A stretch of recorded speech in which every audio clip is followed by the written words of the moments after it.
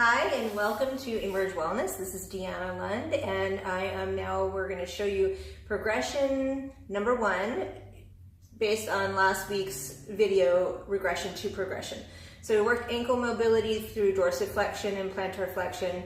We worked hip flexion and we worked pelvic stability. And so we're going to do the same thing a little bit differently today. We're going to kind of add on and layer it up, and we're going to need one of these little lovely guys and possibly a strap, and I'll tell you why when we get down to the floor in just a moment. So we're going to make our way again. We have the mat towards the wall. Today we're going to set ourselves up just a little bit more further away from the wall. So we're not quite as close to the wall, and it's just because we're going to now put the ball on the wall and then the foot on the ball. So, and then if you also need something for your head, just making sure that it's not, really high up. Flatten it as much as you need to, although if we're finding ourselves really like this when we're laying down, we might want to just plump up that blanket a little bit more. Okay, so let's find our way back and down. And then you can wait. So this isn't the most graceful of ways to get down here, so you might need to get someone to help you to do this. I use what I like to call my monkey feet and use my feet here to actually find the ball. Now, as I set myself up here, I'm a little too far away from the wall, so personally I want to get in the wall a little bit closer. Okay. Good. So what we want to start doing is when we start kind of pressing a little bit and finding just a really gentle pressure into the wall, we're going to use, and I'll use this foot so you can see, just these ankle bones. We want to get right into where that heel and arch meet right there. Okay, so we're going to put one foot on the wall just for support and stability right now, and then we're going to take this ball here. Now the strap is here because if a person is really dominant in their adductors and their inner thigh muscles, and they're just on and they're super tense and they're contracting a lot, I like to put the strap around the person's thighs to hold the femurs in a little bit more of what I call the parallel. Some people call it maybe neutral in the pelvis. So that's up to you, but this helps a lot because then they don't feel like they have to hold it so tight. And because we're trying to come away from being so tense in that adductor and finding a little bit more functionality in the flexion of the hip. And if this is super tense, it makes it very difficult for us to start to find that. So again, if the strap is needed, just finding a nice parallel position. So basically what that means is you have a nice line here, right? You can see your femur bones, these thigh bones are facing you. They're not facing outward or facing inward. And we're going to start to just play on a little pressure. And again, it's the heel and arch.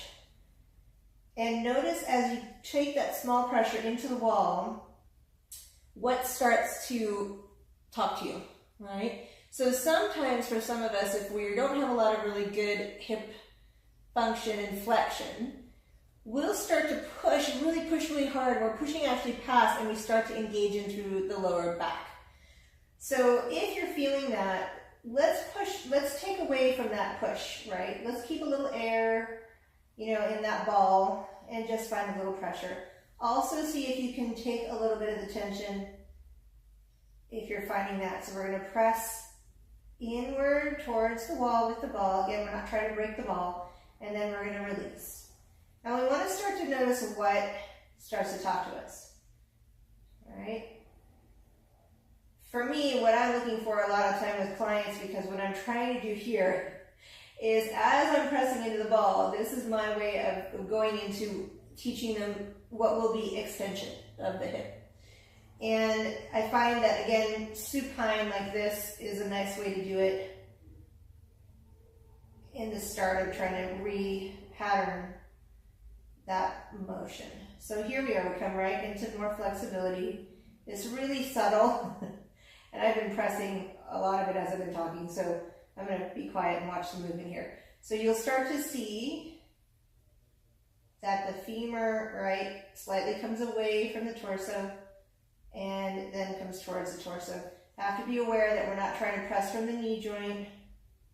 We're not holding too stiff in the ankle joint. And there's a sense of just as we press into the wall and we let go, that we hopefully start to feel a little action happening at the back of the hip, which is, right, that you'll start to feel maybe your glute engage a little bit, the low part of the glute max. And then we'll rest. So again, like I said in the other video, we've got about, 2 to 5 of those. If we can get it within that amount of reps, great. If not, then you come back to this, or you start to play with where your body is at. Maybe you need to come in a little closer to the wall. Maybe you need to come a little further away from the wall. It's all exploration. In the exploration, we get data, right? We get what's going on in the body. So we want to just also make sure, because I didn't touch upon that we're going to make sure that that ball also, right, that we are remaining parallel, and that ball is not like way out here or way in here. We've got a nice line here. So it's like if I took the line, I would take it from the middle, right, of my hip. I draw it right in the middle of the femur, in the middle of the knee, right through the shin to about between that second, third toe. It's an imaginary line. So here we go. So now I'm just moving into this little by little. This is my sticky hip. And one where I have a very difficult time since my injury engaging, right, and allowing that glute max to start to say hello. So I have to work really, really thoughtfully, really subtly, very quietly, and listening to what is responding and what isn't. And again, as we start to press, we want to feel kind of that hip start to engage, but not to where we're getting like feeling the burn, right? We just want to see what's happening. All right. So then from here, we're going to go take a little break, and we'll probably just roll. You can put both feet on there if you want. You can just take it back and just rest, and then just glide up the wall just a little bit. Again, just be wary of locking out those knees. Just use the wall for support. Let yourself rest a second. Just kind of give yourself a moment here. There you go. Okay, so now we're going to go back. Get into that ball on the right side again. Now I'm going to actually move myself in just a little bit closer, because I have a little bit more flexion than that, and that is actually, there we go. Okay, good. So here we are. Yep, I'm going to lightly, not pressing in very much, I'm going to lightly do this. Now remember last week where we started to peel that heel off into the toe, and watching any extra tension that starts or any shifting, and we want to come away from the shift. All right, so here's where we're going to start to play with. We're on something a little unstable, right? And just play with that deepening of flexion without the shifting.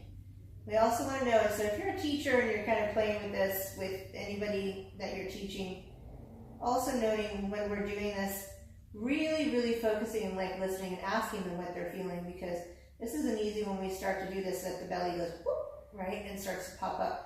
And that's an indicator we're not really quite in the right abdominal usage there. Good. And I'm just going to stay here for a moment. I'm going to feel. I'm going to take the tension out of the ball and the leg over here. You can even progress this. I don't know where to put a strap. You can even progress this too by playing with taking one arm up and seating and playing with the asymmetry of it. Taking the other one, if they need more support, they can always hold on to a strap or a Pilates circle. Bringing it down and going over the other side. Good. So finding that placement in that heel arch, small little press. And again, playing with that heel up. So I always just do that. I put my fingers on my ribs in the pelvis just to check and see if I'm shifting. So since my hip injury, I had a tendency to really shift my ribs over to the right when I would lift and go into flexion. So I'm just making sure. And when I do this on my own, I'm very quiet. So obviously I'm more internal with it. So this one I'll hold.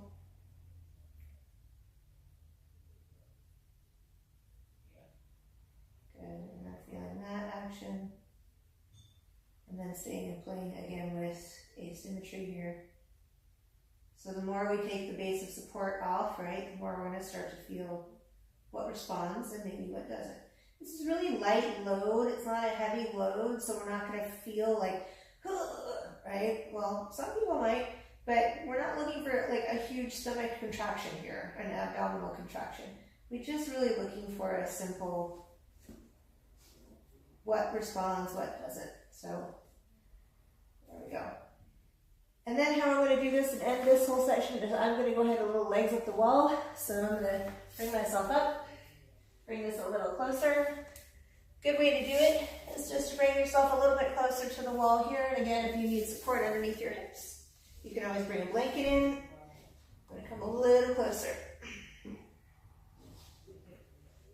And we use the wall for support. So sometimes a nice way to move into this is just to do a little, right, moving up and down, gliding up and down the wall. Maybe 5 minutes, 10 minutes, whatever feels good for you. Draw them down, roll to the side. Give yourself some time here first before you get up so that we can just make sure everything levels back out. And when you're ready, just helping with that arm coming up. And I hope you enjoyed that next progression, number 1, and we'll see you next time on Teacher Talk Tuesday. Take care. Bye-bye.